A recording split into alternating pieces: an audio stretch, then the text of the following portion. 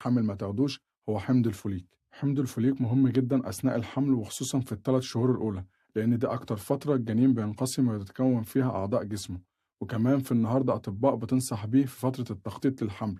وده ليه؟ لأن حمض الفوليك مهم أوي في الأسابيع الأولى من الحمل، وده لأنه بيساعد في تكوين الأنبوب العصبي اللي بيكون بعد كده الجهاز العصبي المركزي اللي هو المخ والحبل الشوكي. فلو انت ما أخدتش أكلات فيها حمض الفوليك ممكن يحصل تشوهات في الجهاز العصبي، وأشهرها طبعا هي السباينا بيفيدا اللي هي الصلب المشقوق أو السنسنة المشقوقة. طيب إيه هي أهم الأكلات اللي غنية بالحمض الفوليك؟